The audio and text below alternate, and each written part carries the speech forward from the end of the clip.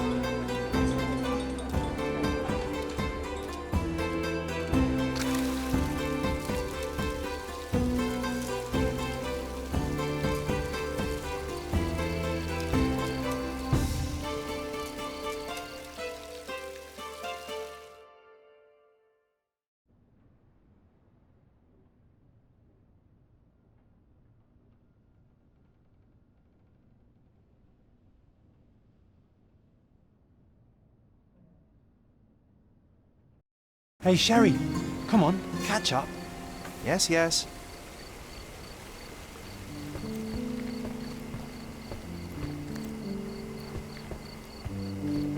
Sherlock, don't get lost in this huge garden. Follow the sound of my voice. Sherlock, don't get lost in this huge garden. Welcome to Il Follow Palazzo the sound di of my Lusso, sir. voice. Welcome to Il Palazzo di Lusso, sir. We just need your signature. There you are. Ah, Mr. Holmes. Yes, we have room 221 prepared for you. I see it was reserved for 2 people. Would you like a second key? Oh, no, I think we'll stick together. Very good. Rooms are upstairs, sir. Welcome to Cordona. Hurry up, Sherlock. I want to see our room. I hope there's a balcony with a view.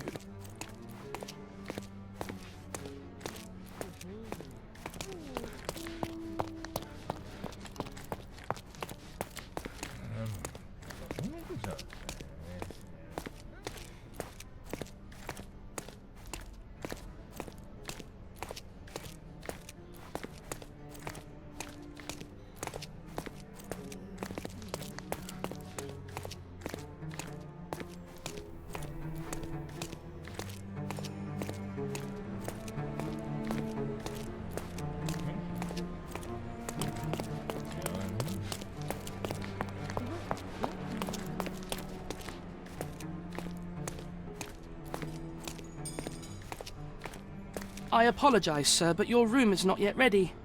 Perhaps, in the meantime, you would like to relax in the foyer? Tonight, the restaurant is offering a complimentary marlin ceviche to all our guests. Let's check what they have on offer.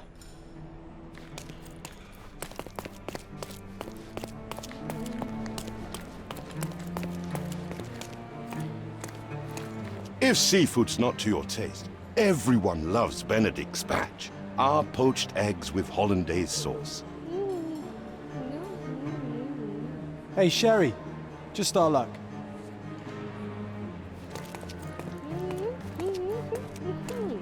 Hey, Sherry. Just our luck. A medium, John. Haven't we been through this already? Come on, it's not like we've got anything better to do.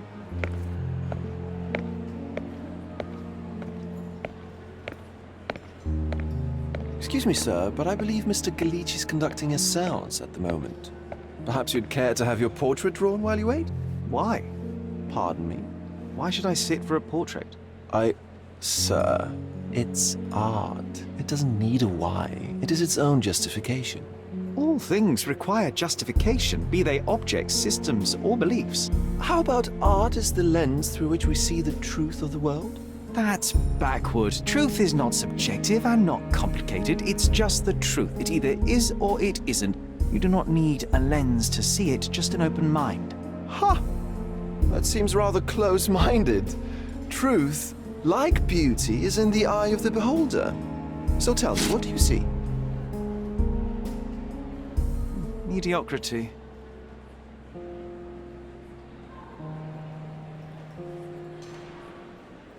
Come now, Sherry, what did he do to deserve that? The servant mentioned ceviche at the bar, Sherry. You should grab us some, and I'll find us a table. I'm starving.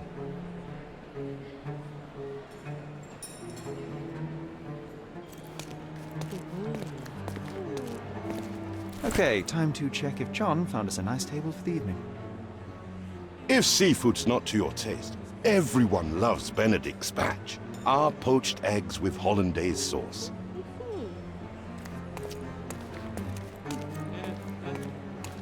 Sherry, I'm over here with my new Ursine companion. What are you waiting for? Put the dish down so we can tuck in.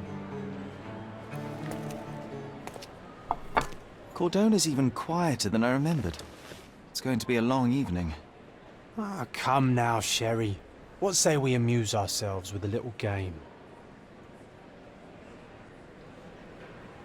What were you thinking? Oh, promise me it isn't nonsense. After being cooped up on that boat, I am itching for activity. No. As you can see, someone left a cane on our table. I simply thought you could identify its owner. Ah, so it is nonsense. It'll take me a minute, John, at most. Well then, you can deliver it to him as well. Deliver it to him? Then what are the staff here for? Aesthetics? Stubborn, Sherry, too stubborn. You wanted something to do. Slapping oneself in the face is also something to do. That doesn't make it worthwhile.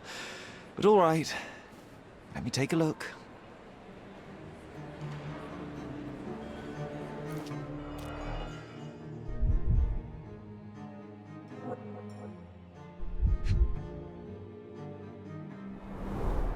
The hand grip is a head of a golden Javanese statue, probably stolen from a temple.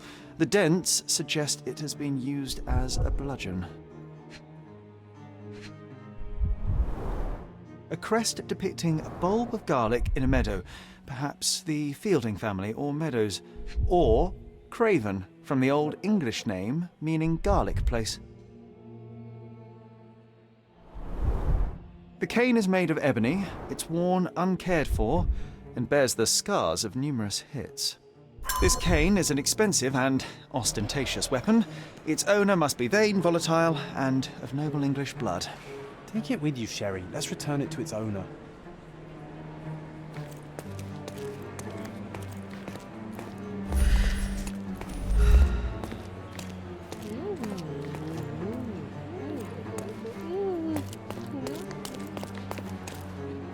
All right, I hope you noted down your observations in your casebook. But how are you going to find this nobleman? The cane itself is not enough. I may have to ask other guests if they saw who was here.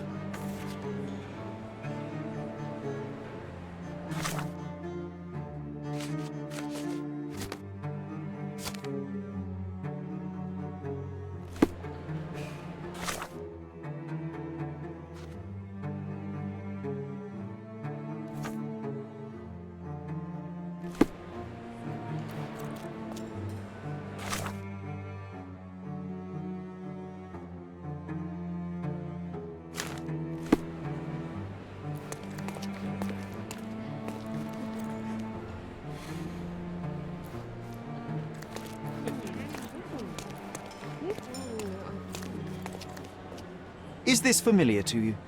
You're fortunate to ask me because I know that.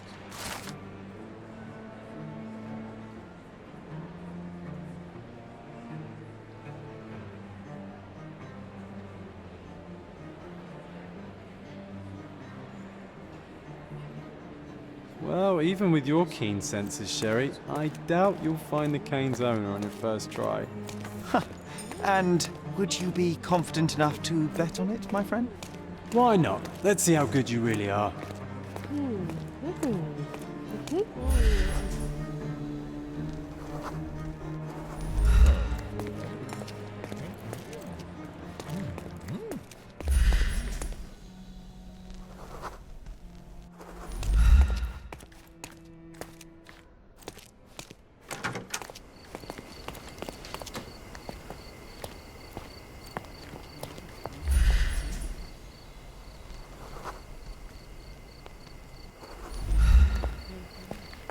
May I ask you something? My dear fellow, you're talking to the right man. Hey, Sherry, don't we now have the perfect excuse to visit the seance? I'm just going to give the cane to its owner. You will not persuade me to take part in this show.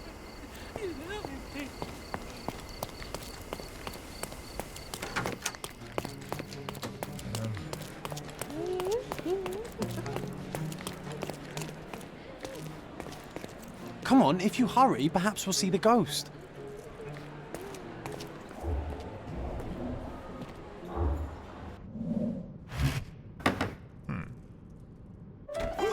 This hotel, this island, it's full of thieves.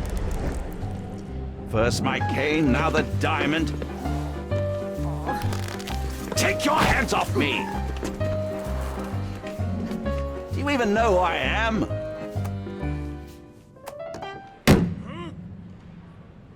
Hey, boy! That's my cane! I get that a lot. It's a very common design. What? No, that's a custom-made. A joke. A joke. It was left at my table in the restaurant. I thought it deserved to be returned. Well, I'll be... It is rare to encounter a straight-fingered true penny these days. What a gentleman. But I must ask, how did you know I was the rightful owner?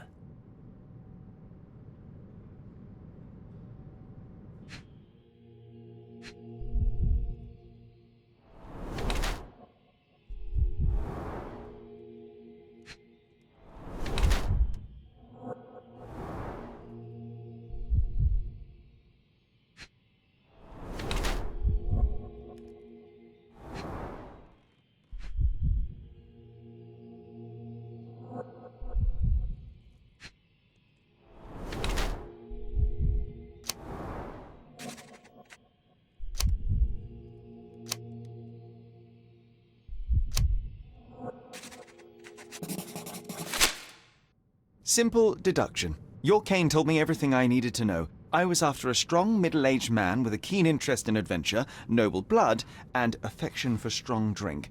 And if one were to go further, one may even be able to extrapolate your name from your heraldic symbol, Lord Craven.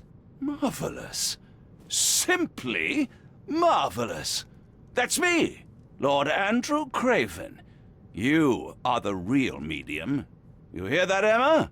Well, you found my cane. Perhaps you can locate my diamond, too. Yes, you should do it. It will be child's play for you, Mr. Holmes. And if a child can do it, then I'm sure the local police can suffice. The police? Why bother? I know this harlequin stole it. The only question is, where is it hidden? Fine. Give me my stick and I'll resolve the matter myself. This thief almost confessed after a single punch. I suspect a beating may result in answers of questionable veracity. Fine. I shall spare you and he the trouble if you first answer me this.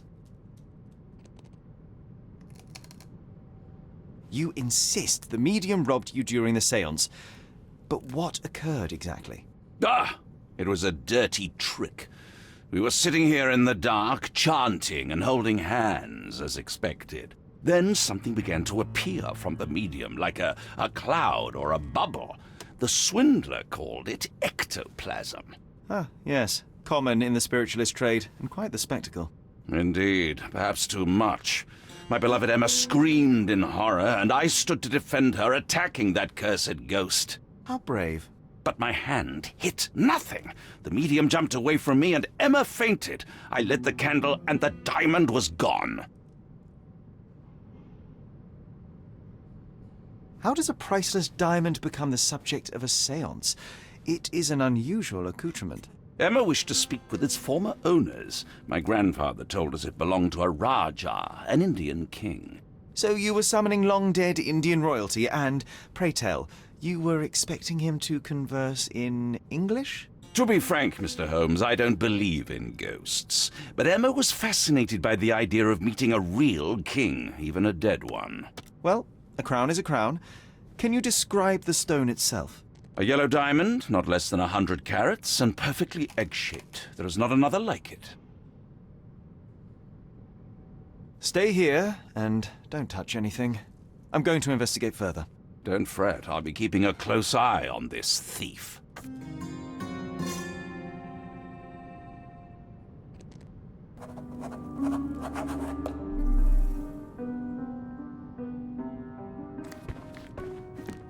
Ooh, I love the ambience. Nice and creepy.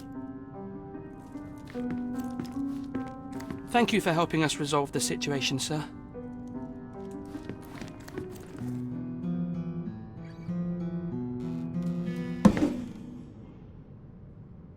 What happened here? I don't know. The ghost. I summoned it as usual, but then it all went wrong. The lady screamed and pointed at Lord Craven. And there was a shadow. Such a mystical force. It terrified the lady. And it must have taken the diamond. Who else could have? I will investigate, and the culprit will be identified.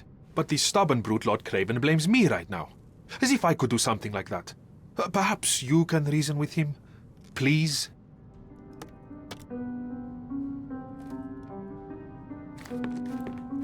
Pale skin, quickened pulse, unsteady breathing. She's barely conscious.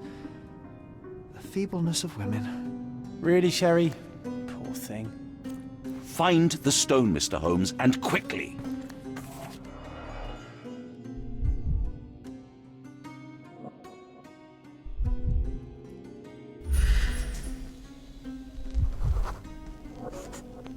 The diamond was placed on the table so that all participants could reach it.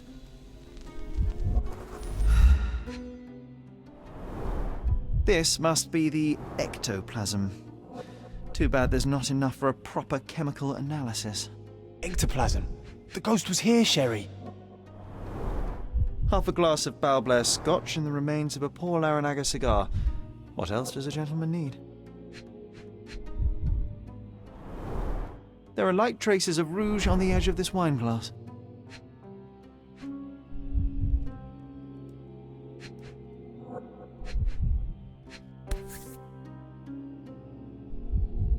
This brooch is old and cheap, but the moth design has its charms. Ah, seems like you're ready to delve into your mind palace, Sherry. I'm sure you'll make some good deductions.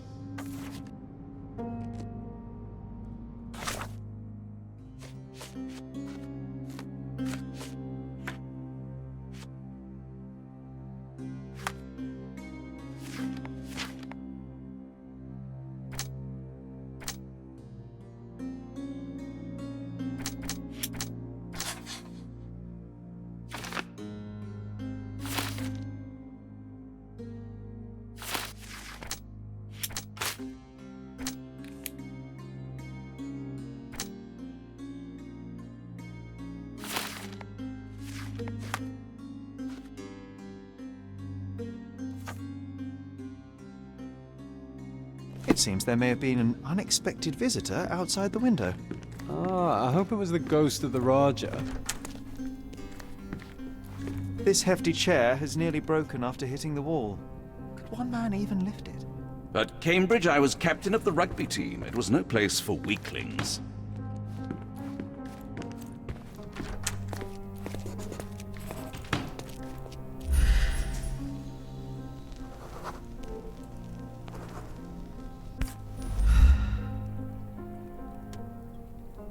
This looks recent.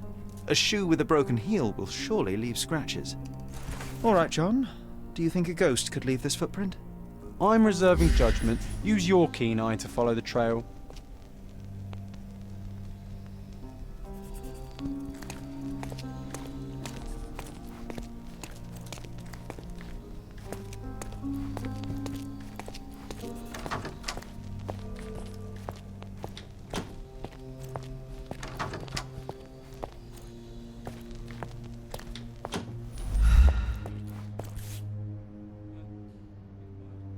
Size 4 with a broken heel. Rose de Moore. All the maids in the hotel wear this exact shoe. So, definitely not the ghost of a Raja? Unless... No, what a shame. Our witness was a nosy maid. Searching the entire hotel could be difficult. Perhaps the other maids can help us find her.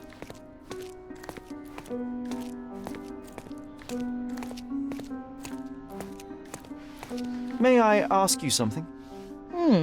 You look like an honorable man. I have some information for you.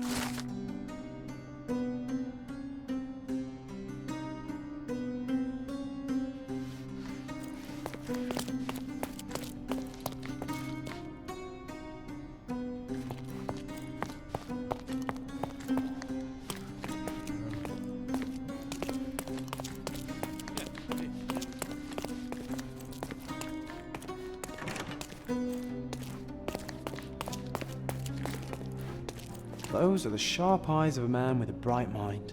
Almost like mine. Whoa, what a breathtaking man.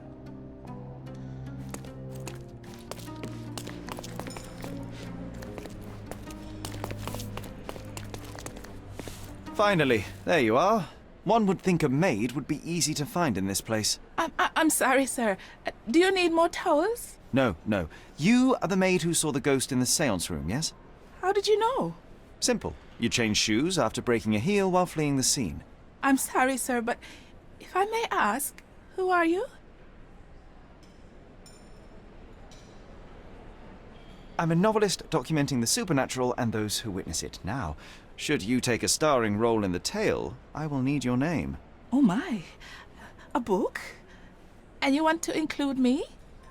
I'm Lucia Sileta. Something went wrong during the seance, Lucia, but no one will tell me what happened. You would be a valuable interview if you were there.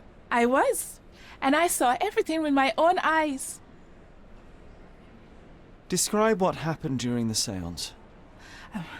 A lady and two gentlemen were sitting at a table, touching their hands to something. The medium started to whisper and chant, and a ghost appeared. A ghost? You're confident? It was unearthly, sir. It grew from the medium's chest, a glowing cloud or a bubble. I pressed closer against the window to see better. And the lady saw you? How did you... Yes! She screamed and pointed, so I hurried to escape, and I broke my heel. But I did see the ghost, a sickly, evil thing. And that's all you can tell me? Did you see any of what happened next? The medium, Mr. Galici, he was doing something with the ghost. He grabbed at it like he was trying to catch it. And then I ran.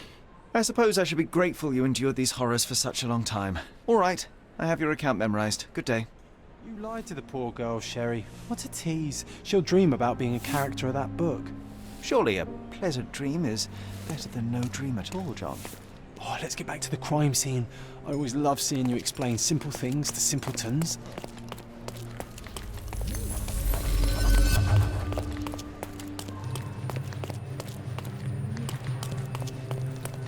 Lady Craven retired to her room to rest. Lord Craven remained here until the staff reported that the medium was locked in his room.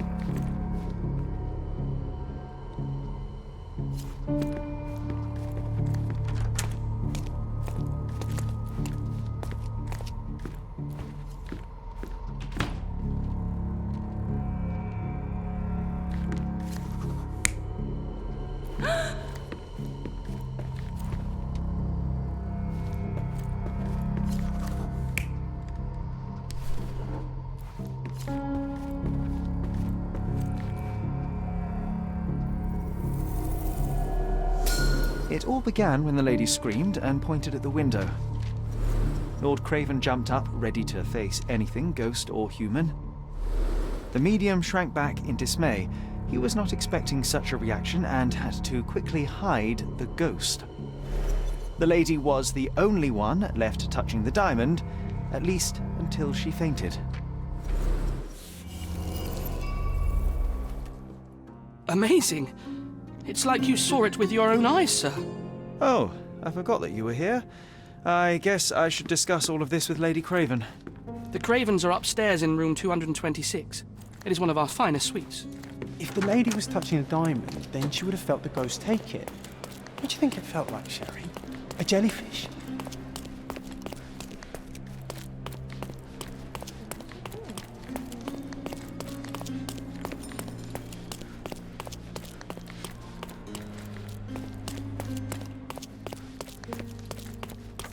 Lady Craven is not who she seems. Remember her...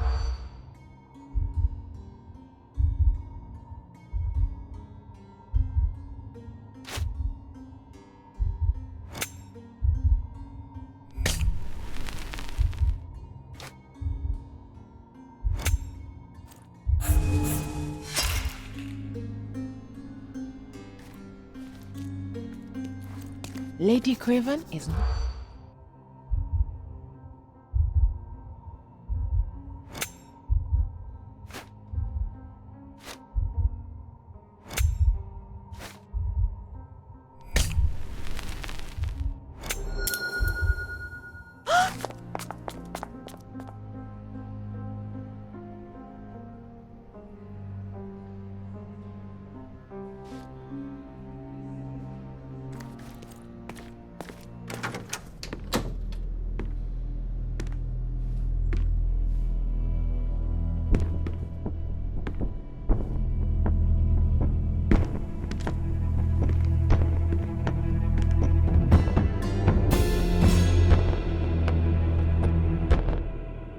You're here, at last. I didn't do that. I swear, I found her this way. Well, I did have some questions for her, but it seems I've arrived too late. Now it's a matter for the police. Mr. Holmes, you said it yourself. They're children. They'll only make things worse. You promised me you would investigate. Investigate a theft, not a murder. Fear not. I will tell them all I've uncovered. Please help me. The police will surely accuse me of Emma's death. You are the only one who can find the truth. Fine, but only because it's slightly more interesting than the walls of my room. Tell me what happened. Look, after you left, I waited in the seance room until the servants locked up Mr. Gallici, the medium. And was your mistress there too? Oh, so you know? I suppose I shouldn't be surprised. Regardless, the staff took Emma to her room. She was still feeling dizzy. So you didn't follow her. Interesting. Where did you go instead? To the bar. It had been almost an hour. I see. And how long did you stay? I partook of a well-earned whiskey or two before retiring upstairs. Ask anyone there. Is Mr. Gallici still being held? And where did the servants secure him? He's in room 225. But that pigeon-livered man at the reception desk refused to give me the key. Well, I will have to visit reception myself then. Perhaps he will listen to reason. Now we arrive at the tragedy at hand. So what transpired after your detour to the bar? I headed up to my room to find Emma on the bed. I didn't pay her much attention at first. I was still preoccupied with that damned medium. But when I realized she was silent, I drew closer and discovered she was dead. What's more, the diamond lay right there beside her. Oh, well, that is splendid news. Splendid? The return of the diamond will be cold comfort if I live out my days in a jail cell. You must help me. Let me see what I can find. Barely an hour has passed and you already have yourself a murder mystery, Sherlock. Why am I not surprised?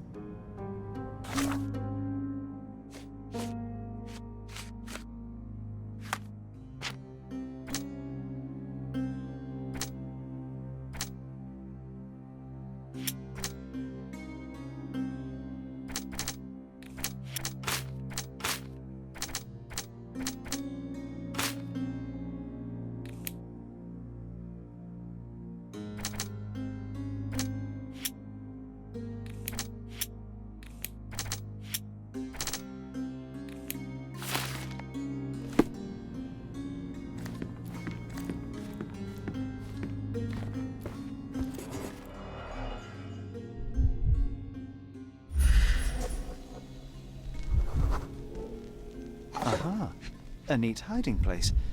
Why would she conceal all of this? This ring looks out of place among the others, and the design is familiar.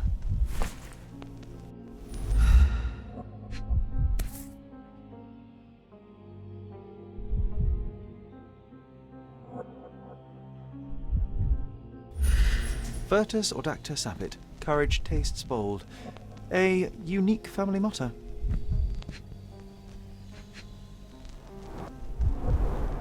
Several £1,000s, that's quite a fortune.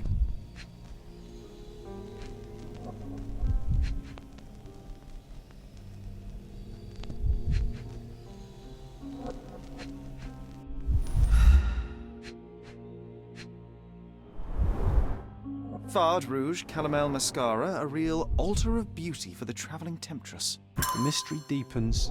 A victim with a checkered past and poor taste.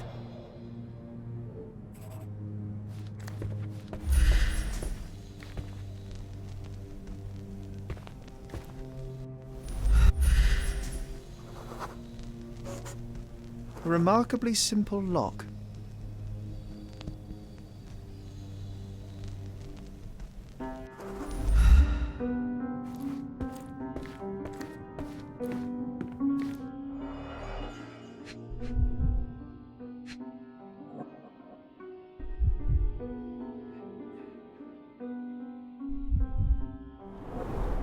Strangled with bare hands, judging by the bruises.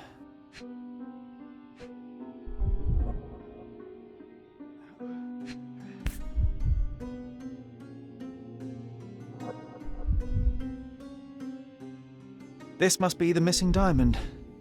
A tremendous specimen, now forever tainted.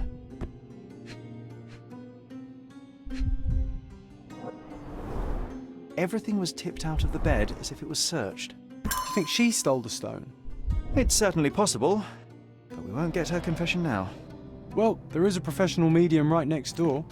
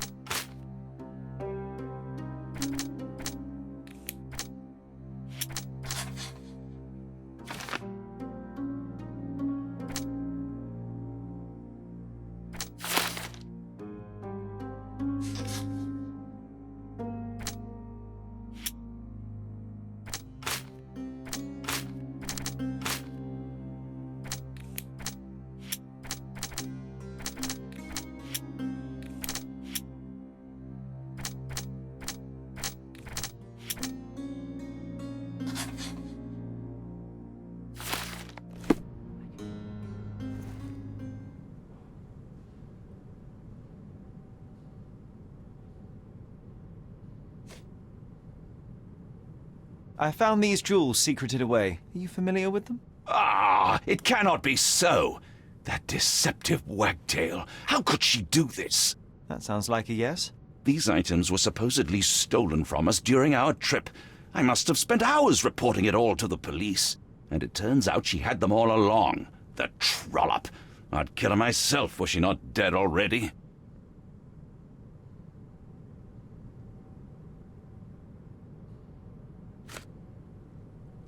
Do you recognize this ring? Should I?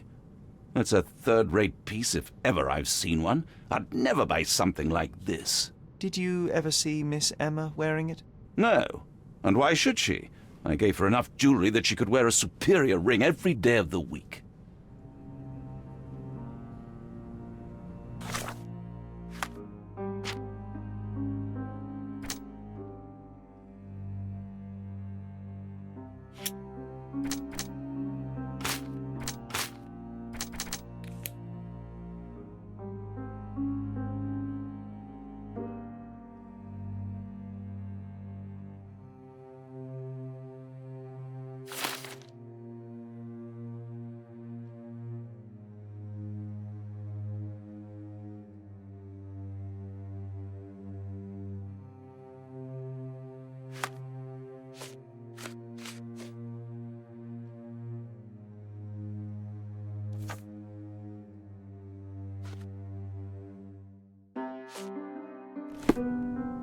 Do something about it, Holmes. I did not do it. You know that.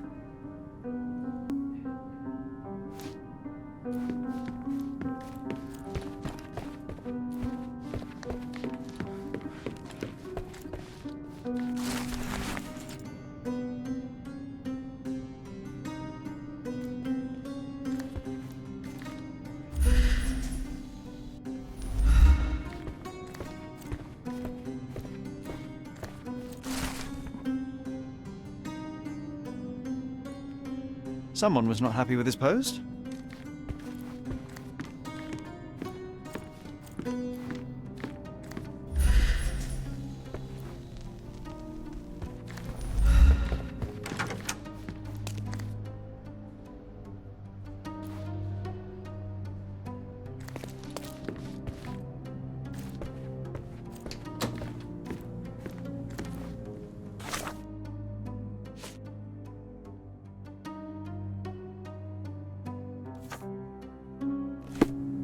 Do something about it, Holmes. I did not do it. You know that.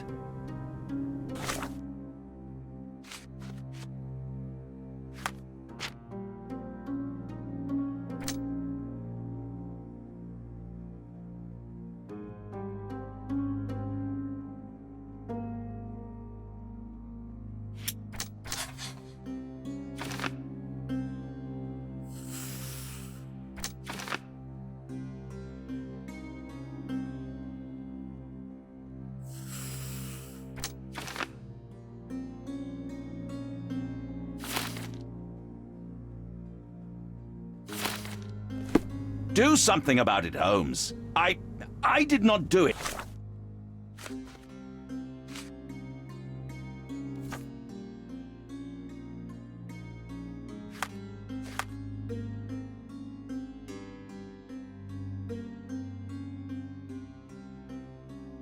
You know that.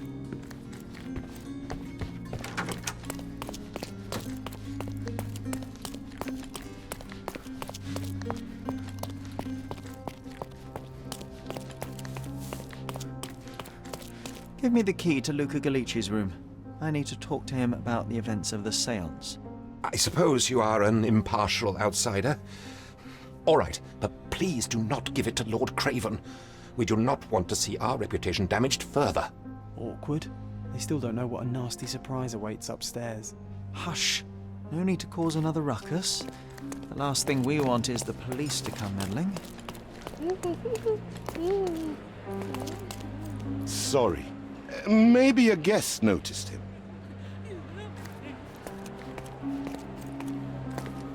Excuse me, just one question.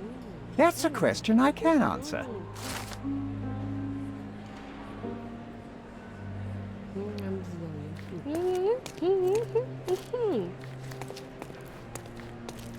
Help me, please. Don't take it personally, sir. But I know nothing about this.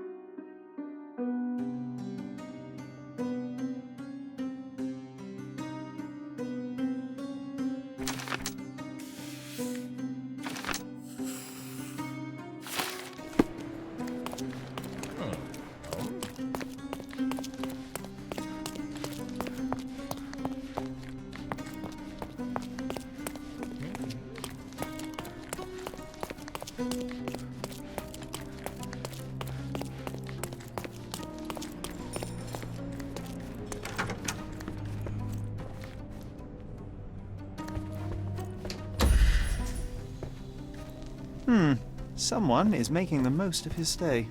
Can you blame the man? I'd say he's not ordering enough. Tools and accessories for masterful prestidigitation. Or weapons and defences against visitors from the great beyond. Do you always travel with your books, Mr. Galici? I do. In my line of work, one needs resources available to help deal with the unpredictable and unworldly. You always take me to the best of places, Sherry. I'm afraid I can wait no longer to hear your account of the séance, Mr. Galici. So please, tell me what you saw. Lady Craven wanted to meet the spirit of the Raja. My conjuration was successful. Perhaps even too successful. I am sure the spirit was the only one who could have taken the diamond. Lord Craven needs to leave me alone. Do you think the police will believe you? Of course. I didn't take anything. And spiritual phenomena are beyond their control. Or should I summon the ghost again so they may attempt to handcuff it? I think I would prefer to begin my investigation in the physical realm.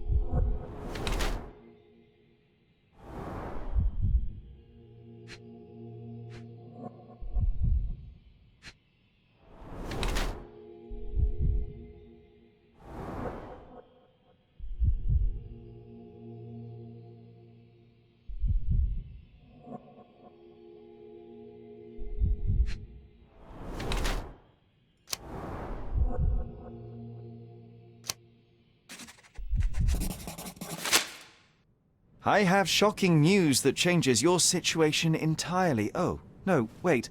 What am I thinking? The spirits will have told you this already. I'm not in the necessary state for summoning. The spirits preferred clarity of mind and soul.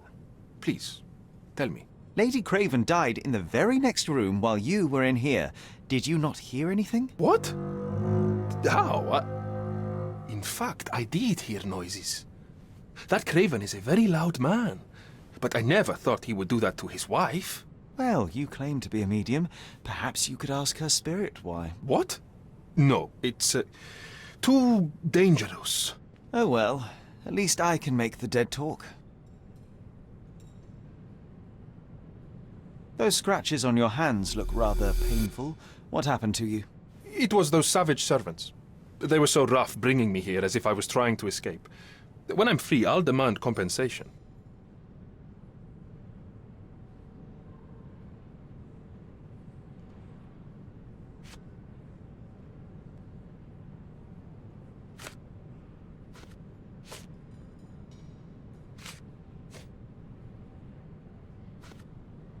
That's a remarkable pin of yours, Mr. Galici. Does it have any meaning? The butterfly? It's a reminder of a time in which I was truly happy. What a coincidence. Lady Craven had a ring with the same design. A coincidence indeed. I suspect it is a common theme in jewelry.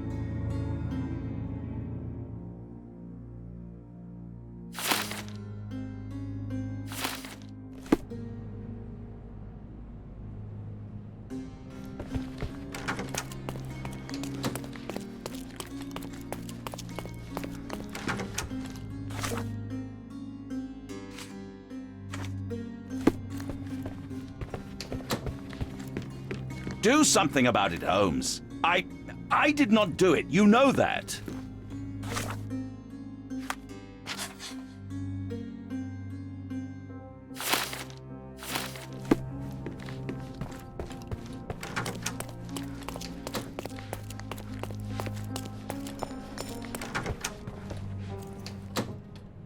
Luca Gallici, I know you murdered Lady Craven, and I can prove it. That would be a grand story for the newspapers. But where's your proof? I was locked in here and could not hurt a fly.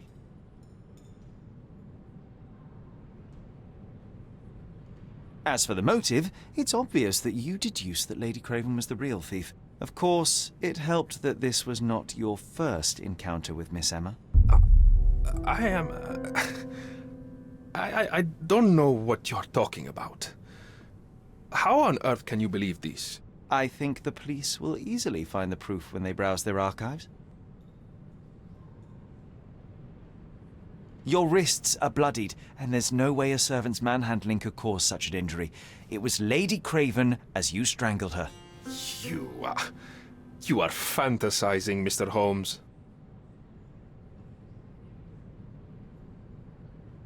Yes, the locked room. Good of you to mention it.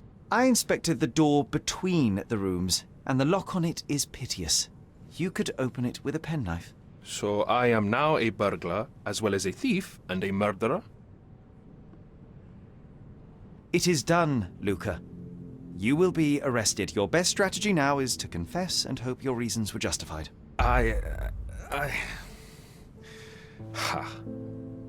I don't know how you figured it out.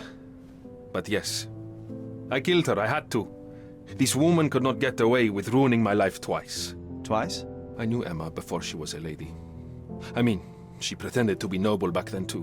But only so our gang, the Moths, could steal from those snobs. She betrayed us, stole all our money and disappeared, leaving us to rot in jail. I was young. I spent 3 years in that hell. And tonight, she tried to set you up again. Did she recognize you? She didn't. I came to her afterwards, pleading that she drop this farce, but she laughed in my face. I just remembered my time in the clink, all I suffered while she indulged. And I grabbed her throat.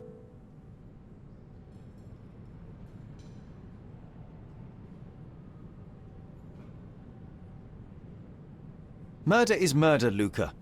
You could have told Lord Craven the truth and seen Miss Emma's downfall, but you could not restrain yourself. He would never believe me. We will never know. Still, perhaps a jury will be more easily swayed. If not, you'll get to see your friends in jail again soon.